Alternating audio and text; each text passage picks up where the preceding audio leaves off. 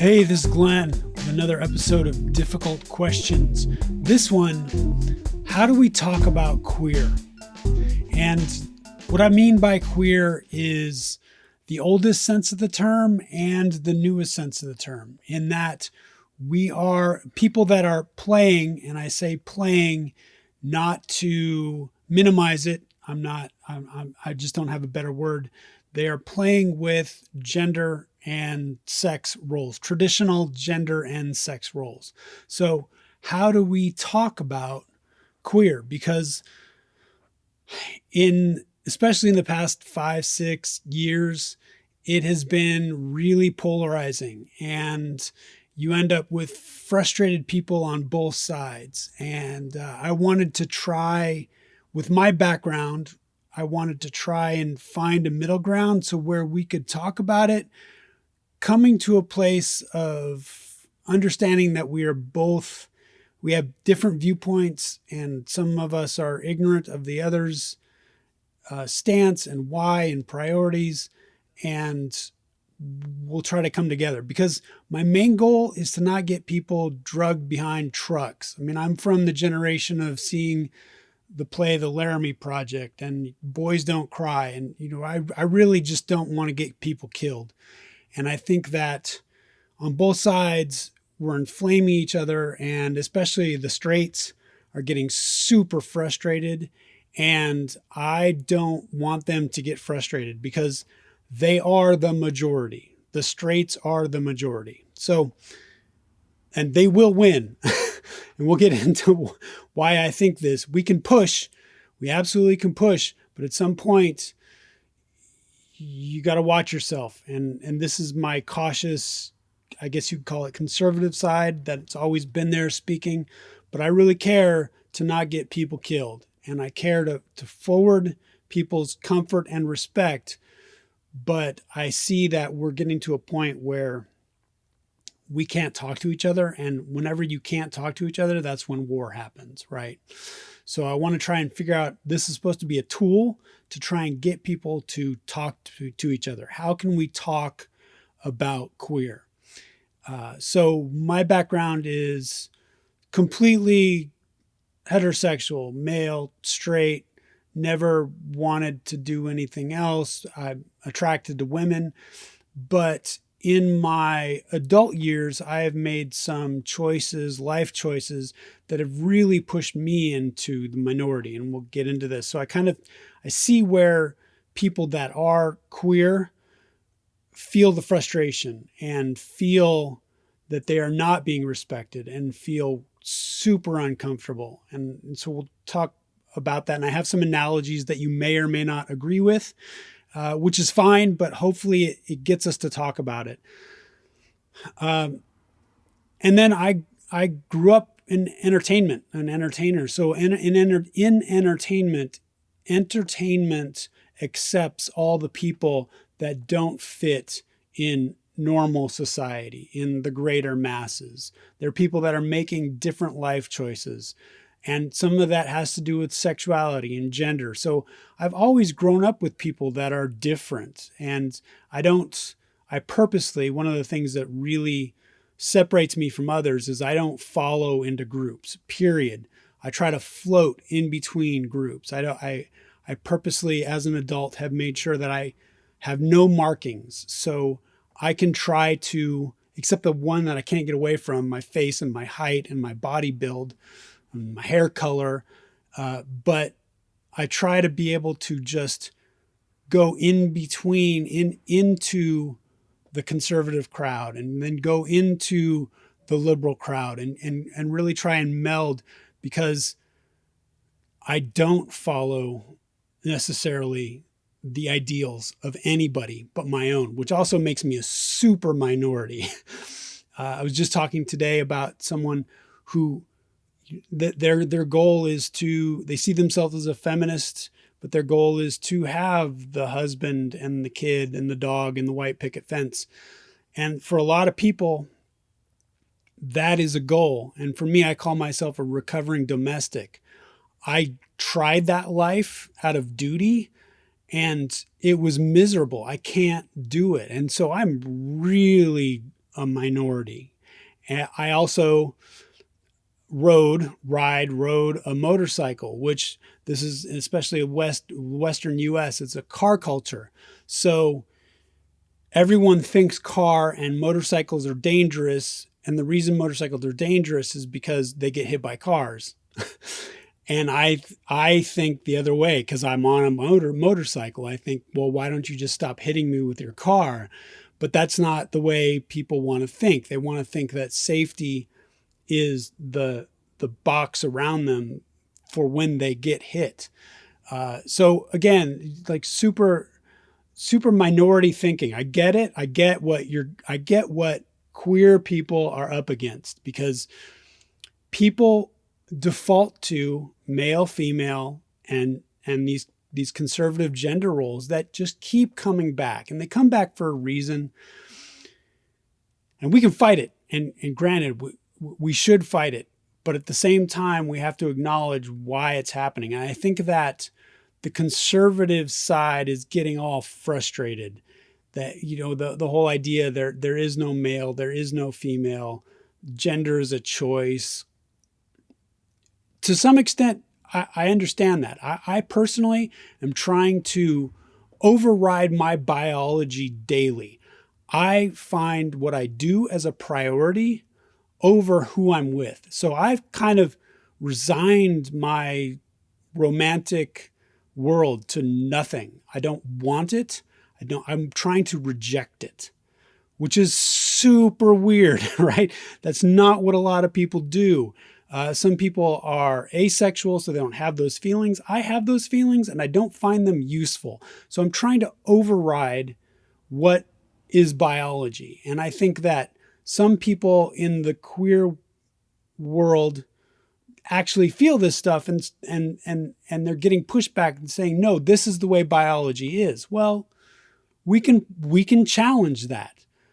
There's no problem in challenge. And I think that challenge is frustrating the people that just want it to be a certain way. And why do they want it to be a certain way? So I've come down to, everyone wants comfort and they want to be respected on both sides. So the conservatives want their comfort of these are the traditional gender roles. Boys are blue, girls are pink, girls wear dresses, girls go here, girls are going to want to get married and they're going to want to find a man, and then they're going to want to have a baby, and boys are just going to be boys, and boys are going to do all these masculine boy things to try to attract women, and then women are going to try to attract them with their beauty, all these standard things that, well, this is the way it is. Yes, that happens a lot. It is the majority. But how do we come together for the minority? And I was talking to a friend who, actually, the reason I'm doing this episode is he has a cousin who grew up female, looking female, still looks female, still is female, but now identifies as male. And he just can't wrap his head around it. He's like, you have boobs, you have hips. You were a little girl.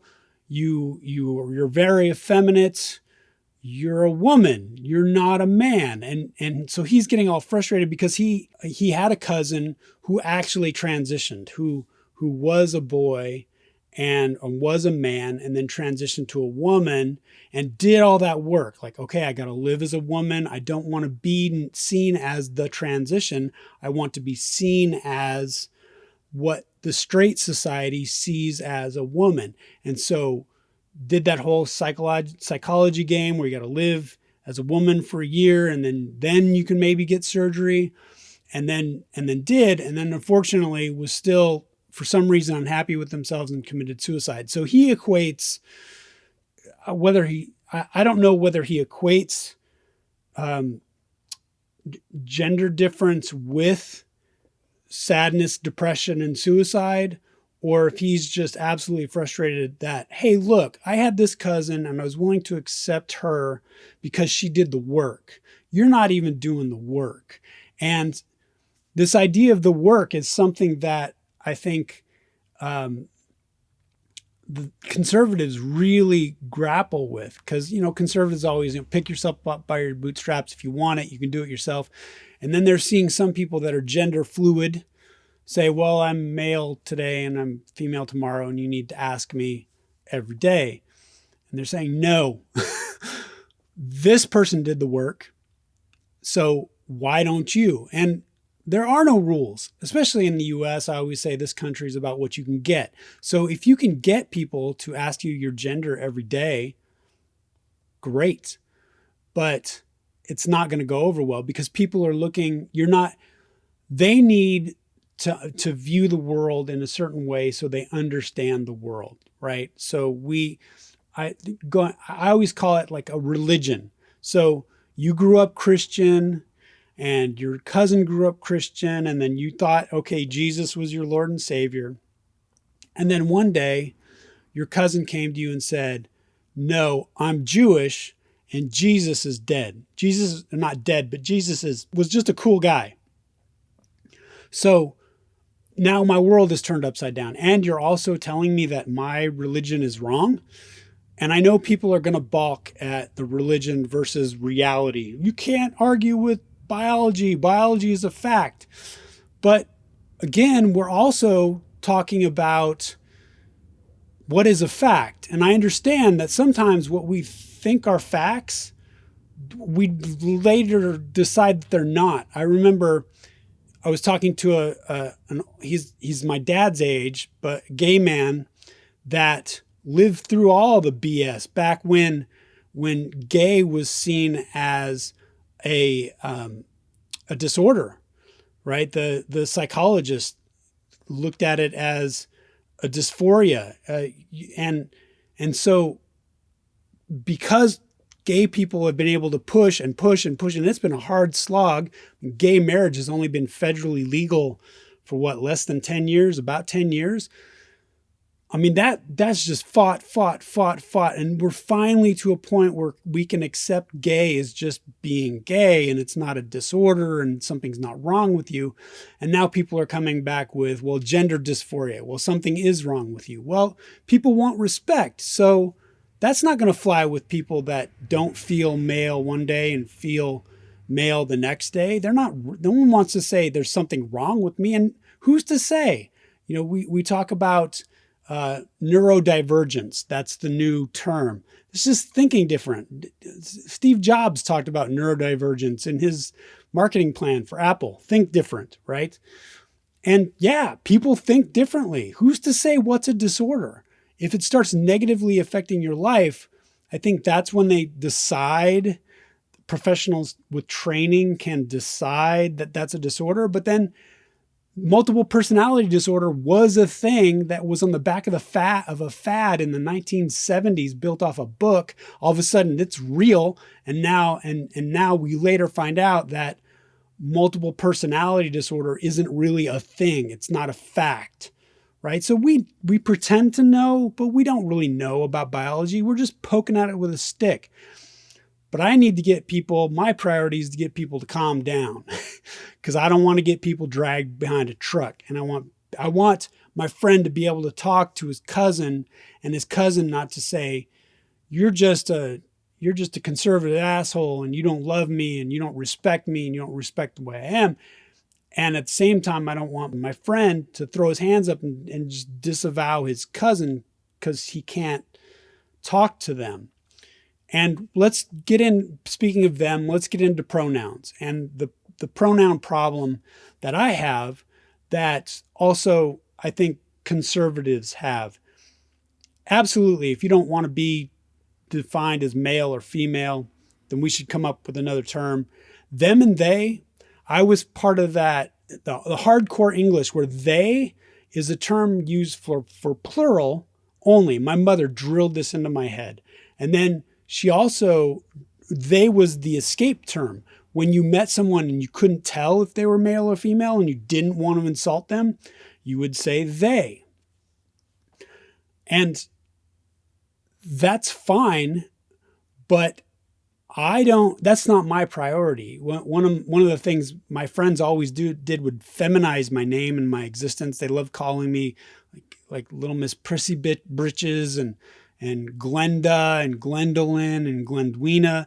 So male, female never meant anything to me. And if you're going to make me, this is my, I also try to fight and subvert, and I don't like people telling me what I need to say. As anybody doesn't like people telling them what they need to say. But we love people, conservative and liberal, loves to tell people how to think and what to say. I said to my friend who, my 76-year-old gay friend, I was telling him about the pronouns because he didn't know, he's been out of the loop. And I said, if people ask me what my pronouns want to be, I want to say it because I really don't care. And I've been a bastard to a whole bunch of people because my viewpoints are very specific and people don't like me. So I'm it. Just call me it. But that's somehow an insult to people that want to be called they, because they're fighting for being a human being as not male or female, which I understand. I just don't want to be compelled to find out or to make you feel comfortable before I even meet you. If I don't know, I'll ask. And that's, I think, something that the they thing is trying to push for, whether it realizes it or not. So by making someone else realize that it's not just male and female, or people may not like just male and female, they're making them play along in this, what I call a game, which is, again, another point to be insulted. So I think that by playing that game, you're also frustrating people. But at some point, it needs to be talked about. The other thing that's really, we're talking about what I call a super minority, right? I guess it's 0.06% of the worldwide population finds themselves in this gender queer area, whether not assigning themselves to either male or female, which, again, I don't believe in statistics because in my research, a shopping cart equaled one homeless person and a tent equaled two. We're talking about things equating to people, so I don't know how accurate that statistic is, but it's a small amount of people. And how much can that small amount of people push on the large amount of people before the large amount of people just say no? And then we're kind of backstepping. I've seen this a lot in the fight for women's rights and for different races and cultures, their rights, their civil rights. You push, and then all of a sudden you push too far and you're back 2-3 points, 2-3 steps. So what do? My goal is to not get people hurt. That's what I care about. And I think right now we have this inflammatory language that also goes into worrying about destroying the culture. If we don't have men and women and we're going to teach kids that gender isn't important, they're grooming our children to be queer. Really? That's the hype that no, kids are going to do what kids are going to do. You're not going to make them queer. We know this. You can't make someone gay. You can't make someone straight. We've been through this. And then on the other side, we have the queer component saying, if you don't acknowledge me as they, you are encouraging or inflicting violence on this population. Now, so they're equating words to eventual violence. Both sides are using hyperbole, and I don't think it helps us. I know that on one side, we're saying if you're not saying they instead of he, she, you are causing violence on a population. And I don't think it's violence. I know it's words which equate to understanding, which would equate to a possible misunderstanding or a dislike, which then would lead to violence. But I don't think the words equate to violence. And at the same time, you have the conservative people saying that these gender reassignment surgeons are butchers, especially for children. And you could argue that they are mistaken, but at the same time, we've always put these life-changing decisions into the hands of people that are trained and responsible and carry insurance, liability insurance, to make these life-altering decisions. These surgeons, these people that are our doctors who make decisions for us. We put in this God position or this position to change our lives. And it's always been the person's decision with that physician's decision. And if that person is too young, it's been the parental decision as well. So I don't know that any of this butcher hyperbole and this causing violence hyperbole does any good. It just raises the tension and people can't get past it. I did want to talk about one thing for the straights is that the conversion, the transition is the conversation. And I know that a lot of people that have transitioned, are transitioning, are non-binary, don't want to have that conversation. But if you have a family member that understands the world in a certain way and you want them to accept you and you have a different life point of view, you're going to have to make those efforts. And sometimes those difficult discussions that you don't want to have to be had with people that you want to continue a relationship with. I know this as well. I have so many difficult discussions. Now, recently, I have just difficult discussions about cars because I'm in Los Angeles and it's the car culture and you have to have a car. And people are saying you need a car and you're crazy for not having a car and you're afraid and I just don't like cars. I don't want cars. And I have to explain myself to them all the time. I just want to live my life without having to get in a car unless I absolutely have to. And I want to not get hit by cars. And I want to not be around cars. And I do not want to be around drivers because drivers are distracted and they could kill me or maim me, which they usually do. So I don't want to be around them. But at the same time, that's a threat to their chosen way of living. So their car driving world. So me not liking it, me rejecting it is an automatic threat. And they want to have that conversation and they want to try and convince me that they are in the right. It's the same thing if you have traditional gender roles and you have sexuality is male and female and nothing else. And then you're a person saying, no, I don't feel that way. You're going to have to spend time defending it. And it's just a sad reality of minority versus majority. But it's well worth it if we don't want to get people dragged by trucks. These are my thoughts. What do you think? Thanks.